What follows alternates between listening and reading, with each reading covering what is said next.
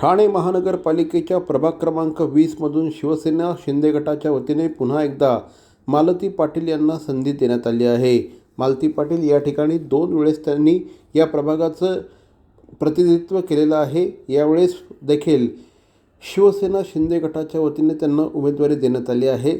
घरोघर जाऊन सध्या त्या प्रचार करत आहेत। या प्रभागामध्ये नागरिकांच्या अनेक समस्या सोडवण्यात आपल्याला यश आलं आहे। त्यामुळे नागरिक पुन्हा एकदा निश्चितपणे आपल्यावर विश्वास व्यक्त करतील असं मालती पाटील यांनी यावेळेस पत्रकारांशी बोलताना सांगितलं। यावेळेस श्री रमाकांत पाटील हे देखील त्यांच्या समवेत उपस्थित होते।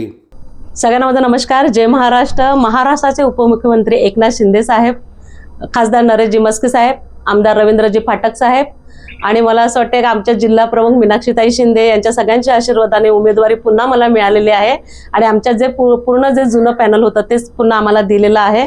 आणि मला असं वाटतं उमेदवारी मिळायच्या आधीच, तिकीट मिळायच्या आधीच आम्ही प्रचाराचा नारळ फोडलेला आणि सगळ्या पदाधिकारी उमेदवार म्हणूनच प्रचाराला सुरुवात केलेली आहे। आज प्रचार कोपरीपासून आम्ही चालू केलेला आहे आणि अनेक ठिकाणी चांगले आशीर्वाद मिळत आहेत, शुभ आशीर्वाद मिळत आहेत, विजयाची घोषणा करतायत।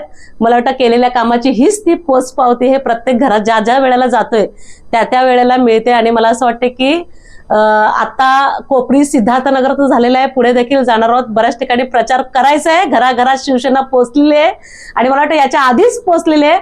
आता फक्त रिव्हिजन म्हणून आम्ही त्यांच्याकडे आशीर्वाद घ्यायला जातोय आणि येणाऱ्या 15 तारखेला मला वाटतं शिवसेना हे तिथे मशीनवरतीच दाखवणार आहे आणि 16 तारखेला गुलाल उधळणार आहे आणि ठाणे महानगरपालिकेवर युतीचा भगवा फडकणार आहे।